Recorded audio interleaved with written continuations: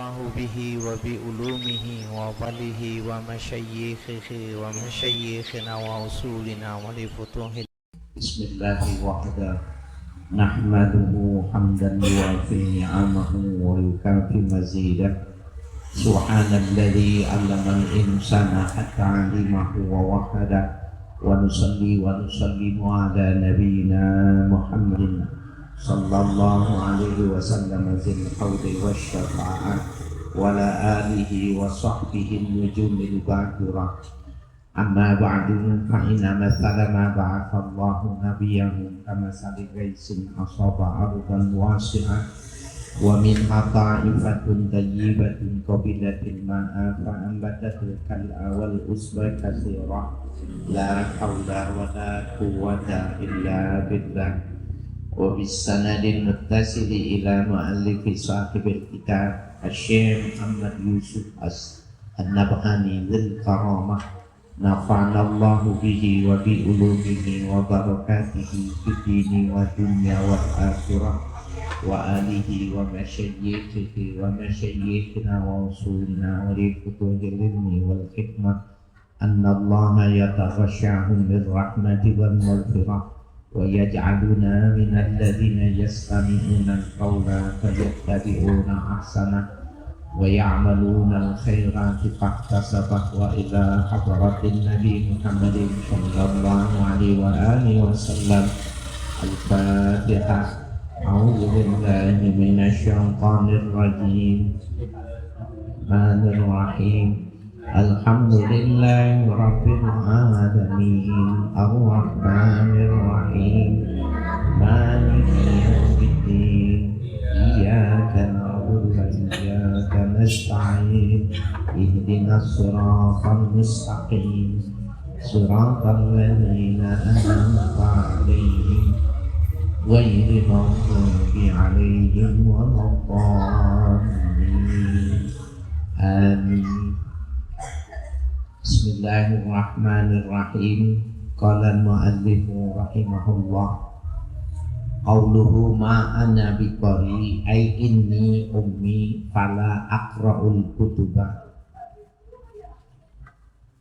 Perkataan perkataan Nabi Muhammad ketika disuruh membaca oleh malaikat Jibril, Iqra ya Muhammad, bacalah olehmu ya Muhammad. Nabi bilang ma ana biqari, ya, ma ana biqari, tidaklah aku bisa membaca. Ini penafsirannya banyak. Kalau Nabi Muhammad disuruh baca, ada kitabnya yang dibawa, ada lembaran yang dibawa, ada tulisannya di bawah. Iqra ya Muhammad, baca ya Muhammad, nih, ini suruh baca. Kemudian Nabi mengatakan ma ana biqari. Maka ma ana biqari artinya saya tidak bisa membaca. Kenapa artinya tidak bisa membaca? Ada tulisannya jelas tapi nggak bisa membaca. Tapi ketika Jibril bertanya, meminta kepada Muhammad, ya Muhammad Iqra, ada kitab enggak? Qurannya sudah ada belum? Belum ada. Lalu yang disuruh baca apa? Nah, oleh karena itu, karena Qurannya belum ada, tidak ada suhuf yang ditawarkan yang disuruh membacanya, maka ma'ana biqari tidak bijak kalau diartikan aku tidak bisa membaca, ya, karena lembarannya, kitabnya nggak ada, kan belum datang, kan ini pertama kali mau disampaikan wahyu, Qurannya belum ada. Jadi bukan ma'ana biqari, bukan aku tidak bisa membaca, ya. Sesungguhnya aku, maknanya itu aku tidak membacanya. Tidak membaca itu karena bingung yang mau dibaca apanya. Bukan tidak bisa membaca, tapi tidak membaca. Nah, kalau tidak membaca, karena Nabi tidak perlu belajar. maka Allah yang mengajarkan kepada Nabi Muhammad. Itu lebih cocok kalau kita mengartikannya itu seperti itu. Karena kalau kita mengatakan aku tidak bisa membaca, itu berarti Nabi Muhammad itu bodoh. Ya, masa Nabi bodoh? Padahal 5 sifat Nabi Muhammad itu adalah salah satunya faton. Semua Nabi dan Rasul itu faton, cerdas, jenius faton. Ya, ini banyak penterjemahan yang sepertinya harus mempertimbangkan aspek psikologi yang semacam ini. Jadi rasionya gimana? Kecuali ada kitabnya, ya Muhammad Iqra, ya ada teks yang dibaca, dia bilang nggak bisa baca, ya memang belum diajarkan. Tetapi sesungguhnya bukan tidak bisa membaca, tetapi tidak membaca. Tidak membaca itu karena Nabi sudah diajarkannya, jadi tidak melalui seorang guru. Nah, kenapa Nabi tidak berguru? Kalau Nabi berguru, maka ada yang mesti lebih dihormati lagi dari Nabi Muhammad. Maka ada yang lebih pintar dari Nabi Muhammad. Itu konsekuensinya banyak tuh. Kalau Nabi mengatakan Nabi tidak bisa membaca. Tetapi dari sisi psikologis sebenarnya, kalau saya nggak sanggup mengartikan itu, mana mungkin, dan saya nggak percaya, nggak mungkin Nabi itu tidak bisa membaca. Di dalam salah satu hadis, Rasulullah ketika diisrakan ke Mi'raj itu, ya, waro'aitu ala babil jannati kalimatan la ilaha illallah Muhammadur Rasulullah. Aku lihat, kata Nabi, kalimat di atas pintu sorga itu tulisannya la ilaha illallah Muhammadur Rasulullah. Bukankah itu artinya membaca? Sebab kalau Nabi tidak membaca, tidak mengatakan kalimat itu bunyinya seperti apa, kan nggak bisa baca. Apakah la ilaha illallah itu simbol keseringan jadi apal kalau itu artinya la ilaha illallah? Enggak, saya. Nah ini ya perlu juga ya mendapatkan atensi buat kita itu, sehingga mendudukkan Nabi Muhammad memang fatona gitu. Nabi Muhammad itu memang jenius. Ai inni ummi, ya, artinya bahwa sesungguhnya aku ini ummi. Nah ini satu istilah di zaman itu, ummi itu. Ya. Fala aqra'ul kutubah, ya, maka aku tidak membaca kitab-kitab, tulisan-tulisan. Jadi ini untuk kata ummi ini untuk menunjukkan Nabi itu bukan orang biasa. Karena kalau menurut kebiasaan orang tidak berguru, tidak belajar, mestinya bodoh gitu. Tapi Allah yang mengajarkan, bahkan Allah yang menginformasikan tentang umat-umat terdahulu, Nabi bisa mendapatkan pengetahuan tentang itu. Ya. Bahkan ya kita tuh di dalam hizib itu Muhammad sholli ala sayyidina Muhammadin nabiyil ummi, itu menyebutkan kata ummi itu bukannya menunjukkan kekurangan Nabi Muhammad, bahkan di situ orang yang menyebutkan salawat dengan mengatakan ummi itu ya bahwa Nabi tidak belajar. Jadi ummi itu Nabi tidak belajar tetapi Nabi pintar, Nabi diajarkan oleh Allah. Itu artinya itu aspek mukjizati gitu. Kata ummi itu, nah itu dia ada beberapa keutamaan orang yang membaca salawat dengan Allahumma sholli ala sayyidina Muhammadin nabiyil ummi wa alihi wa sahbihi. Bapak Ibu kalau mau baca 3 kali pagi, 3 kali sore, apalagi bisa lebih 33 ya, 73 bagus ya. Wa qauluhu tarjuhu bawadiruhu, adapun perkataan Nabi Muhammad gemetar bawadir, apa itu bawadir? Iya jam'u badirah, jamak dari badirah, wa yalahmatul lati bainal unuqi wal mankibi, yaitu daging antara leher dan pundaknya. Kalau bahasa kita itu merinding kuduk. Jadi Nabi Muhammad itu ketemu sama Jibril itu perasaannya seperti itu. Kenapa? Karena aneh, makhluk yang sebelumnya tidak pernah berjumpa. Wa qaulu Waraqah, adapun perkataannya Waraqah, ini seorang pastor dari kalangan Nasrani, laitani fiha jazaan, barangkali nanti kelak aku bisa menggandeng itu ad-dhamiru lin-nubuwah. Dhamir ya fiha itu adalah lin-nubuwah. Ai laitani kuntu syaban inda zuhuriha hatta ubaligha fi nusratiha. Itu maknanya. Mudah-mudahan ya aku bisa mudah-mudahan ketika sebenarnya dia menceritakan Nabi Muhammad, mudah-mudahan aku ketika Muhammad menjadi seorang pemuda, karena waktu itu kan umurnya baru menjelang ya remaja itu.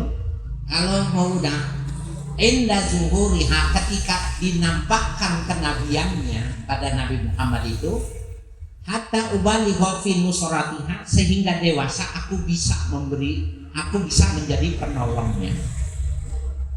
Nah, ini perkataan Waraqah Ibnu Naufal ya, seorang agama Nasrani, pastor dari agama Nasrani, yang ketika melihat Nabi Muhammad itu dengan ciri-cirinya, jalan, pepohonan, bebatuan itu tunduk kepada Nabi Muhammad, ini kemudian kalau berjalan diikuti oleh awan sehingga tidak kepanasan, menurut Waraqah ini bukan manusia biasa.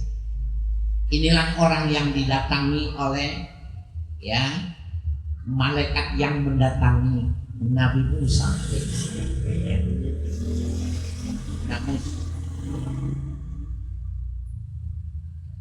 wa akhrajal Baihaqi anna Rasulullah sallallahu alaihi wasallam hina aradallahu karamatahu wabtada'ahu bin nubuwah kana la yamurru bihajarin wala syajarin illa sallama alaihi. Meriwayatkan Imam Al-Baihaqi bahwa Rasul sallallahu alaihi wasallam ketika Allah berkehendak memberikan kemuliaannya, wabtada'ahu bin nubuwati, dan memulai memberitahukan tentang kenabiannya, kana la yamurru yamurru bi hajarin, tidaklah ia berjalan di sisi batu, wala syajarin, di sisi pepohonan, illa sallama alaihi, kecuali batu dan pohon itu mengucapkan salam. Wasami aminhu, dan Nabi mendengar salam itu. Fayal tafit Rasulullah sallallahu alaihi wasallam khalfahu, maka Nabi menoleh ke belakangnya, wa an yaminihi, noleh ke kanan, wa an shimalihi, dan ke kiri. Fala yara illa syajarah, beliau tidak melihat kecuali pohon aja. Jadi yang mengucapkan salam itu tadi siapa? Ya, nengok belakang, kanan, kiri, nggak ada orang. Ya. Wa ma haulahu minal hijarati, dan tidak ada di sekitar Nabi itu kecuali bebatuan.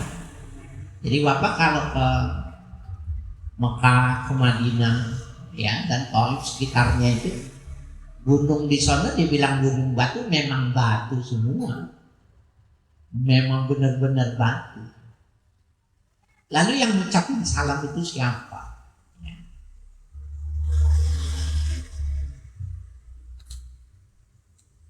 Ya, wahiyatu hayyiyahu bitahiyatin nubuwah, dan mereka itu ya, dan itu semua ya, bebatuan dan pohon itu memberikan penghormatan sebagai penghormatan kenabian.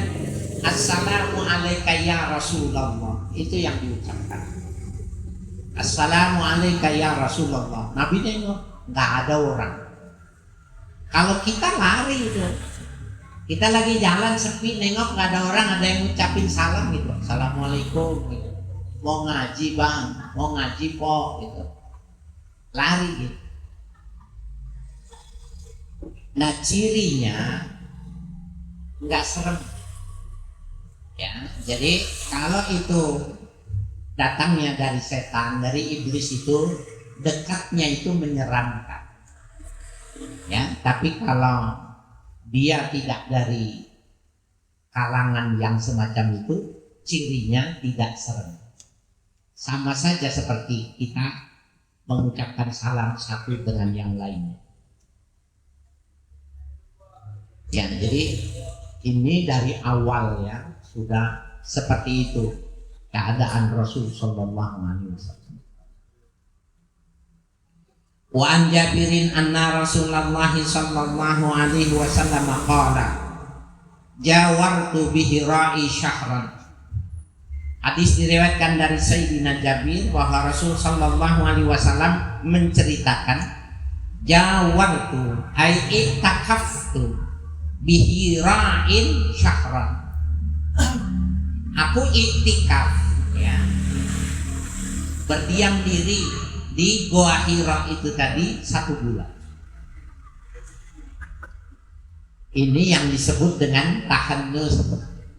Jadi tahannus itu i'tabada wa'tazala artinya.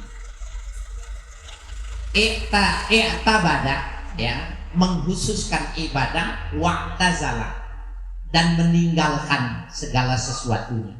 Jadi istrinya, anaknya, hartanya ditinggal semua. Nah, bapak-bapak ya, yang pergi haji, yang sempat itu bagus kalau bisa naik ke Gunung Nur, ya, Jabal Nur, kemudian ke Hira, ya. Kalau dulu sangat ditutup-tutupin dan banyak tidak diberikan akses, ya. Tetapi kayaknya sekarang ini mau jadi dinasti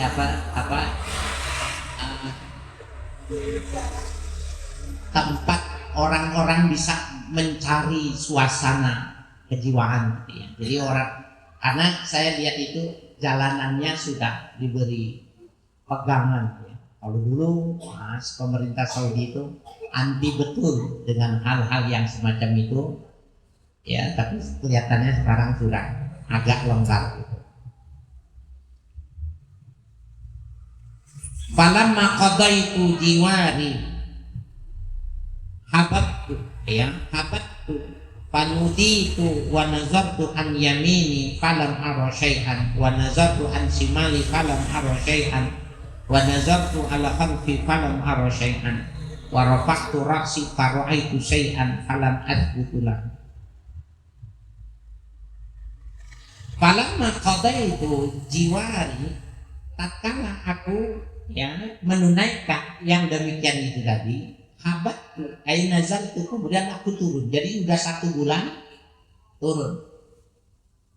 Wa nudiyat, ya, dan aku diseru, dipanggil. Panazartu an yamini, aku lihat ke kanan, falam ara syai'an, tidak ada apapun di sebelah, ya, kanan. Wa nazartu an shimali falam ara syai'an, aku lihat ke kiri nggak ada apapun. Wa nazartu khalfi falam ara syai'an, aku lihat ke belakang nggak ada apa-apa. Farafa'tu ra'si, kemudian aku hadapkan mukaku ke langit, ke atas. Fara'aitu syai'an, maka aku melihat sesuatu. Falam asbut lahu, tetapi aku tidak bisa memastikannya.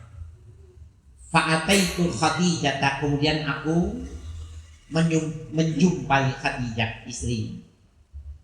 Ya, fakultu, dan aku mengatakan dassiruni, ya, tutupilah aku, selimutilah.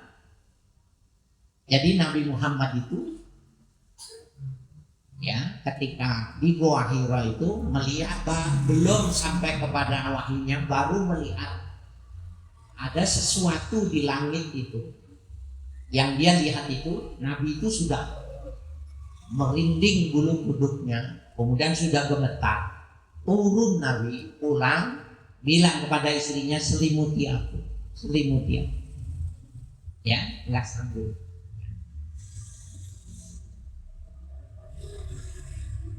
Wasubu alayya ma'an bari, dan tuangi aku, guyur aku dengan air yang dingin. Jadi panas ya. Fanazalat, maka turunlah ayat, ya ayyuhal mudatsir kum fa'anzir wa rabbaka fakabbir. Ya ayyuhal mudatsir, hai orang yang berselimut, kum, berdirilah, fa'anzir, berilah peringatan kepada manusia, wa rabbaka fakabbir, terhadap Tuhanmu ya agungkan. Al-ayat ini surah Al-Mudatsir. Wa dzalika qabla an tufradas shalat, yang demikian itu sebelum diwajibkannya sholat, perintah itu. Rawahul Bukhari wa Muslimun, meriwayatkan hadis ini Imam Bukhari dan Imam Muslim. Nah, Bapak sekalian yang berbahagia, jadi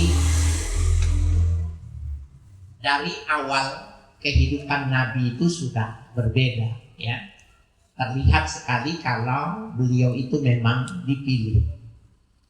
Ya, jadi ketika Nabi mengatakan ana min khiyarin, min khiyarin, min khiyarin. Aku ini dari pilihan, dari hasil pemilihan. Dari hasil pemilihan itu memang luar biasa dibandingkan dengan nabi-nabi yang sebelumnya. Kita juga kalau melihat ada orang yang semacam ini, ya, kita pada masa itu sudah hidup, maka cukup bagi kita melihat Nabi Muhammad itu ketika masih muda, pohon itu doyong, bebatuan itu doyong, kemudian mengucapkan salam. Kalau kita lihat, maka bagi kita juga udah cukup untuk meyakini, ya. Nah, jadi memang mengherankan aspek hidayah itu bagi orang-orang yang sezaman, orang yang melihat Nabi Muhammad tapi tidak terketuk hatinya ya untuk mengikutinya. Warwa Abu Nuaim anna Waraqah qala lahu, meriwayatkan ya muhaddis Abu Nuaim anna Waraqah qala lahu, bahwa sesungguhnya Waraqah ya, Ibnu Naufal ini sepupu dari Sayyidah Khadijah ya, mengatakan kepada Nabi, absyir fa ana asyhadu annaka allazi basyara bihil masih ibnu Maryam. Absyir, kabar gembira untuk Anda, untuk kamu. Fa ana asyhadu annaka allazi basyara bihil masih ibnu Maryam. Sesungguhnya aku bersaksi bahwa engkau ya Muhammad adalah orang yang telah diberi kabar gembira ya pada Isa bin Maryam. Wa annaka ala misli namusi Musa, dan engkau sama ya seperti orang yang didatangi oleh namusnya Musa.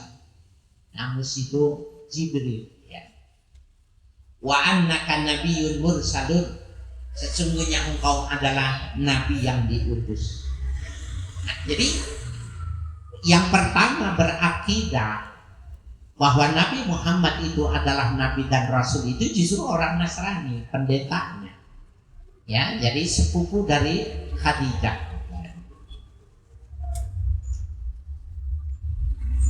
Wa qad zakara Ibnu Adil fi tafsirihi, sungguh menceritakan ya, menyebutkan Ibnu Adil di dalam tafsirnya, anna Jibril alaihissalam nazala ala Nabi sallallahu alaihi wasallam arba'atan wa isyrina alfa marratin, bahwa sesungguhnya malaikat Jibril mendatangi Nabi Muhammad itu ya sejumlah 1024 kali.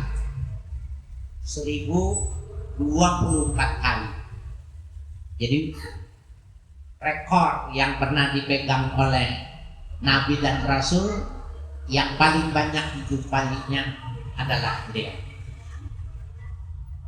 Wa nazala ala Adam masna asyara marratan. Malaikat Jibril pernah turun kepada Nabi Adam 12 kali. Wala Idrisa arba'a marratin. Pernah turun kepada Nabi Idris 4 kali. Wa ala Nuhin khamsina marratan. Pernah turun kepada Nabi Nuh 50 kali. Wa ala Ibrahim asnataini wa arba'ina marratan. Dan pernah turun Jibril kepada Nabi Ibrahim 42 kali. Wa ala Musa arba'ata mi'ati marratin. Dan pernah turun kepada Nabi Musa 400 kali. Wa ala Isa asyra marratin. Dan pernah turun kepada Nabi Isa 10 kali. Ala nabiyina wa alaihi salatu wassalam. Mudah-mudahan tercurah mereka dan kepada Nabi kita alaihi salatu wassalam. Jadi rekornya itu yang terbanyak Nabi Muhammad. Nah itu mengapa Nabi Muhammad pernah merayu pengen melihat aslinya. Jadi kan malaikat Jibril itu beberapa kali itu modelnya berbeda-beda. Ada yang seperti suara lonceng, ada lewat mimpi, ada seperti orang Arab ya yang masyhur kilap namanya. Kilap itu bukan artinya anjing. Jadi kilap itu saya lupa nama depannya. Sahabat Nabi itu kilap. Jadi sahabat Nabi yang paling ganteng namanya Kilab. Itu maknanya. Jadi pernah malaikat Jibril datang tapi menyerupai ini. Jadi kita jangan mengatakan Nabi Jibril menyerupai anjing. Orang Arab sahabat Nabi yang namanya Kilab.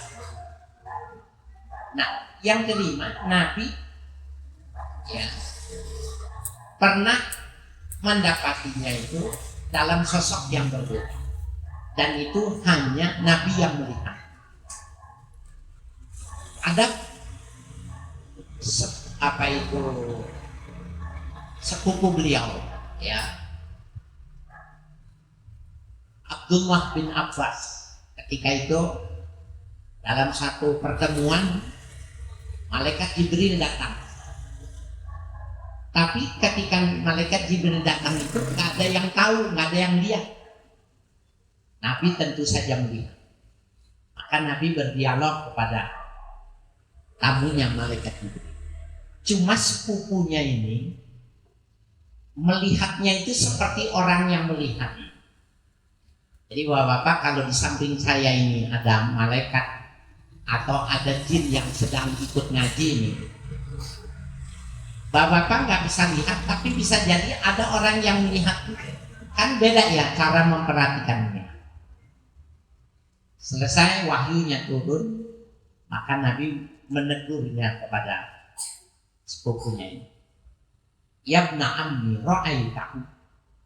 Wahai putra pamanku, apa kau lihat tadi? Jibril datang, apa kau bisa lihat? Na'am ra'aitu ya Rasulullah. Ya, aku tadi melihat malaikat Jibril itu. Apa kata Nabi? Sataf itu basor. Tidak lama lagi matamu akan buta. Dan ternyata Abdullah bin Abbas itu buta. Tidak lama setelah itu. Saya ingin menggambarkan begini. Kenapa sih habis ketemu sampai gemetar, minta urin air, minta diselimutin gitu? Nabi pernah bilang kepada Jibril itu supaya dia menunjukkan aslinya. Aslinya seperti apa? Kan kalau umpamanya tinggi betul di lapangan kan bisa, di padang pasir. Maka Jibril bilang, kau nggak sanggup ya Muhammad melihat aku yang asli. Besok kalau turun lagi dirayu lagi. Sebentar aja. Turun lagi bilang, sekejap aku melihat saja. Maka karena bayangin ya 1024 kali ya bertemu kan, kita ketemunya sama orang sejumlah itu akrab Pak. Akrab Pak. Maka malaikat Jibril izin pada Allah untuk menunjukkan asli. Siaplah kau Muhammad, akan aku tunjukkan asli. Jelek gitu. Sekilas saja gitu. Nabi hampir mau pingsan. Dan Nabi tidak berselera untuk hal-hal yang dunia. Kadoyan makan, kadoyan minum. Ya, jadi luar biasa. Nah, ini baru pertemuan antara yang malaikat, walaupun metafisika, tapi dia malaikat, makhluk Tuhan, seperti itu manusia. Bagaimana mungkin ya kita tidak mengaguminya ketika sebuah keindahan itu yang ditampilkan adalah wajhullah, inda tilqaillah, ketika orang bertemu sama Allah. Bisa nggak ngapa-ngapain, nggak doyan apa-apa. Maka kenikmatan sorga itu hilang ketika orang sudah melihat. Nggak pengen makan, nggak pengen minum, nggak pengen ini, nggak pengen itu.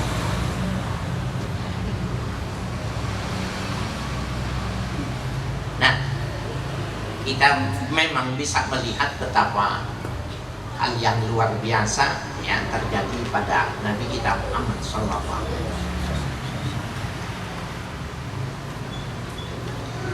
Wa qad ruwiya anna Jibril tabadda lahu sallallahu alaihi wasallam ahsani suratin wa atyabi raihatin.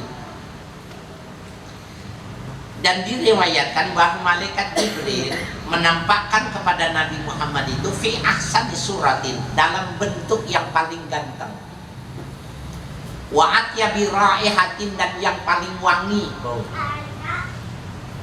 Faqala seraya Jibril mengatakan, ya Muhammad, annallaha yuqri'uka salam. Wahai Muhammad, Allah menitipkan salam kepadamu. Fayaqulu laka, maka ia mengatakan kepada engkau, anta rasuli ilal jinni wal ins, engkau adalah utusanku untuk jin dan manusia.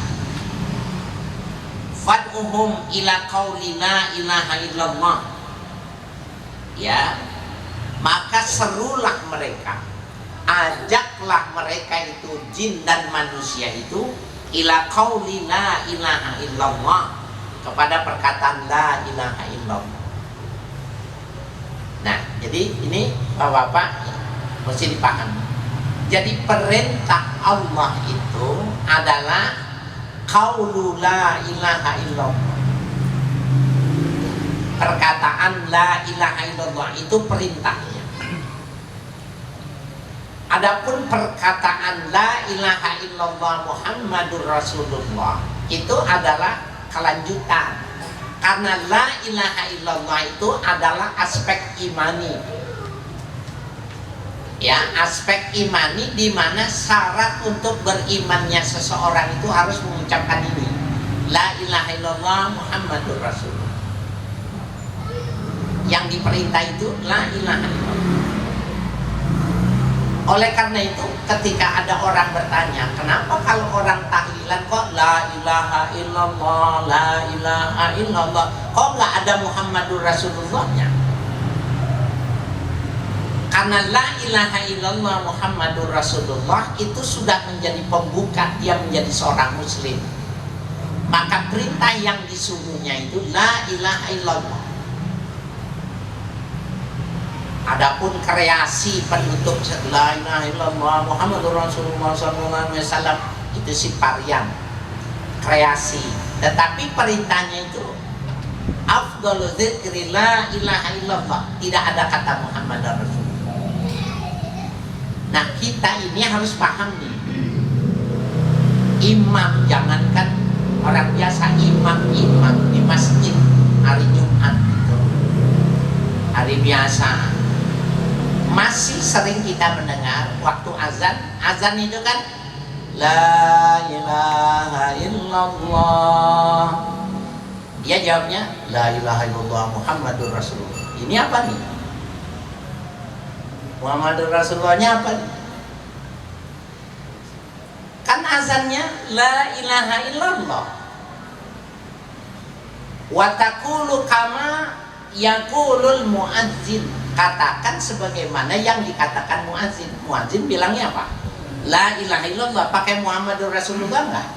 Enggak, itu kan makomnya tajdidul iman. Kalau la ilaha illallah Muhammadur Rasulullah itu makomnya tajdidul iman. Kalau ini kan makomnya makomul jawabil adzan. Nah, jadi maksudnya jangan ditambah-tambah.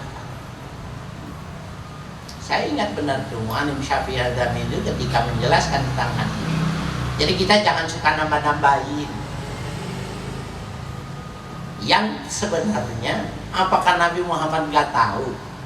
Ya tahu dong, tapi makomnya, ya makomnya itu bukan makom tajdidul iman gitu loh. Tetapi babu mayakulul mustami liqaulil muazzin, perkataan apa yang diucapkan oleh orang yang mendengar perkataannya muazzin, kama yakul. Jadi jangan ditambah-tambah. Nah, kecuali memang kita mau tajdidul iman, memperbaharui iman, baru kita bacanya la ilaha illallah Muhammadur Rasulullah. Jadi ini kita belajar itu mestinya nggak perlu, jangan sampai mundur lagi. Kalau sudah ke depan, yang di belakangnya itu sudah bagus.